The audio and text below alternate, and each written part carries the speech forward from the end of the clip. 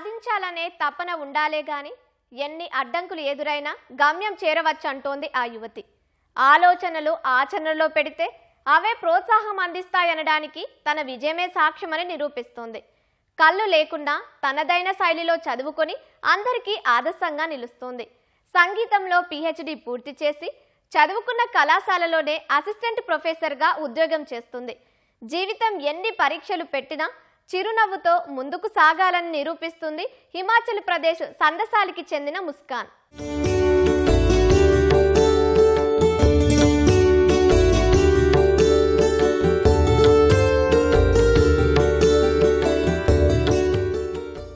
కళ్ళు లేవని ఆగిపోలేదు. ఏనాడు వెనకడుగు వేయలేదు. ప్రపంచాన్ని చూడలేకపోయినా లోకం తనవైపు చూసేలా చేసుకుంది. చదువే ఆయుధంగా అంధత్వాన్ని జయించి పేరు ముందు డాక్టర్ అనే గౌరవం సంపాదించుకుంది. వైకల్యం శరీరానికే కాని ఆశయానికి కాదని నిరూపించింది. అవరోధాల నుంచి విజయ తీరాల వైపుకు సాగిన ఈ యువతి పేరు ముస్కాన్ నేగి. 20 ఏళ్లుగా తన సంగీతంతో ఎంతోమంది అభిమానులను సంపాదించుకుంది.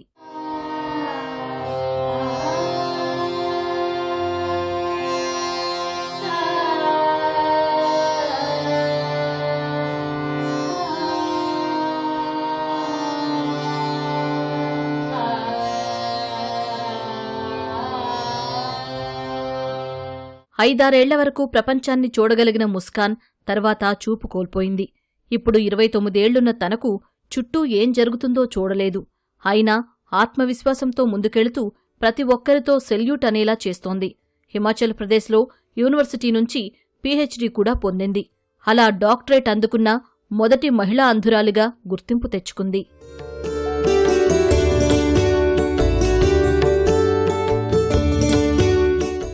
హిమాచల్ ప్రదేశ్లోని సిమ్లా జిల్లా సందసాలిలో జన్మించిన ముస్కాన్ చిన్నతనం నుంచి చురుకుగా అందరితో కలిసిమెలిసి ఉండేది.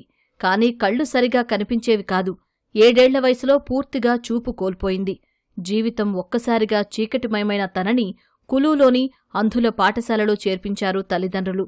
అక్కడితో జీవితం ముగిసిపోయిందనుకుంటున్న సమయంలో ఆ పాఠశాల తనకో కొత్త దారి చూపిందని చెబుతోంది ముస్కాన్. क्योंकि मुझे थोड़ा बहुत दिखाई देता था, तो मुझे लगता था कि शायद इतना ही सबको दिखता होगा, इतना ही देखते होंगे सब. मुझे पता नहीं था उस वक्त कि मुझे कम दिखाई देता या मुझे जो भी है. तो मैं बच्चों के साथ खेलती थी, दौड़ती थी, भागती थी. गांव की हूँ मैं, तो गांव के बच्चों के साथ खेलती थी ये वो सो.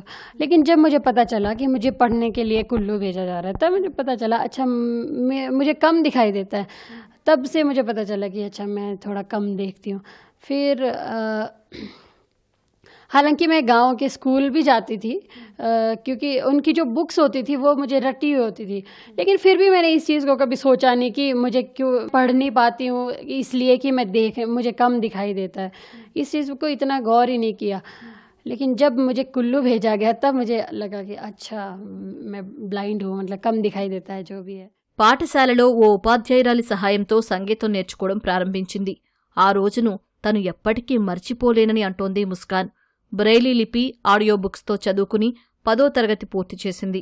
ఇంటర్మీడియట్ సిమ్లాలోని ప్రఖ్యాత పోర్ట్ మోర్ పాఠశాలలో RKMV కళాశాల నుంచి డిగ్రీ ఉత్తీర్ణురాలైంది. హిమాచల్ ప్రదేశ్లో యూనివర్సిటీలో సంగీతంలో MA, MPhil పూర్తి చేసింది.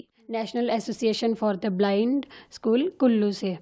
तो जब मैं 7 साल की थी तब मुझे स्कूल में भेज दिया गया था घर से, और फिर वहाँ से मेरी प्राइमरी एजुकेशन हुई वहीं नैब में, और उसके बाद 6 to 10th मेरी एजुकेशन हॉस्टल तो वही था, पर हमें government girls senior secondary school Sultanpur Kullu से आगे की एजुकेशन हुई, हायर एजुकेशन. उसके बाद फिर 11th 12th मेरी शिमला में पोर्टमोर में हुई. उसके बाद ग्रेजुएशन इसी RKMV से हुई. फिर HPU से मास्टर्स किया, PhD की जी. तो फिर मुझे ऐसे अकेला अकेला सा महसूस हो रहा कि यहाँ तो ये इन सब को तो मैं जानती ही नहीं हूँ. और मैं रोने लग गई ज़ोर ज़ोर से. मुझे मम्मी के पास जाना है, मुझे मम्मी के पास जाना है. इस तरह से काफ़ी घर की याद आती थी शुरू में तो, पर टीचर कुछ ना कुछ बोल के चुप करवा देते थे कि हाँ हम ले जाएंगे मम्मी के पास, ये है वो है, कुछ भी ऐसे. చిన్నప్పుడు బాగా చదువుకోవాలని తీసుకున్న నిర్ణయమే తనను ఈ స్థాయికి తీసుకొచ్చిందంటోంది యువతి. 2023లో నెట్, సెట్ పరీక్షల్ని మొదటి ప్రయత్నంలోనే ఉత్తీర్ణత సాధించిన ముస్కాన్ చదువుకున్న ఆర్కేఎంవి కళాశాలలోనే మ్యూజిక్ అసిస్టెంట్ ప్రొఫెసర్గా జాబ్ తెచ్చుకుని అందరికీ ఆదర్శంగా నిలుస్తోంది. తను నమ్మిన సంగీతాన్నే పిల్లలకు బోధిస్తూ ప్రత్యేక గుర్తింపును అందుకుంది. लिखना रिसर्च वर्क थोड़ा मुश्किल है, लेकिन फिर भी मैंने एमफिल में एडमिशन ली, तो एमफिल का काम अभी शुरू नहीं हुआ था. नेक्स्ट ईयर पीएचडी में सीट्स निकल गई, तो फिर मैंने पीएचडी में भी एडमिशन ले ली. हालांकि मैंने सोचा था कि एमफिल तो मेरे से अभी एमफिल का काम शुरू हुआ नहीं, पीएचडी में क्या होगा. फिर भी मैंने सोचा देख लेते हैं एक बार, क्या हर्ज है उसमें. तो फिर जब मैंने एडमिशन लिया तो फिर उसके बाद तो गाइड जो हैं उन्होंने बहुत अच्छे से गाइड किया. तो फिर बाकी लोगों की भी हेल्प ली मैंने इसमें. नीलम दीदी हैं, मेरी फ्रेंड है प्रतिभा, और बाकी फ्रेंड्स हैं. किसी ने डाटा कलेक्ट करने में हेल्प की, किसी ने थीसिस लिखने में हेल्प की, किसी ने और भी छोटे छोटे कामों में हेल्प की. इस तरह से फिर ये सफ़र हो गया. చిన్నతనంలో తల్లిదండ్రులు ఎంతో ప్రోత్సహించారని, ఏ రోజూ తనను మిగిలిన వారికంటే తక్కువ చేసి చూడలేదని అంటోంది ముస్కాన్. డాక్టరేట్ పొందిన రోజు వారి ఆనంద భాష్పాలు తాను చూడలేకపోవడమే కాస్త బాధ కలిగించిందని అంటోంది. విజయం సాధించడానికి కష్టపడ్డం తప్ప ఇంకో దారి లేదు. ఏదైనా అనుకుంటే దానికోసం నిరంతరం శ్రమించాలి. ప్రయత్నం మొదలుపెడితే దారులు అవే తెరుచుకుంటాయని చెబుతోంది ముస్కాన్. तो उन्होंने एक कंपटीशन ऑर्गेनाइज़ किया था, सिंगिंग कंपटीशन उड़ान आइडल करके.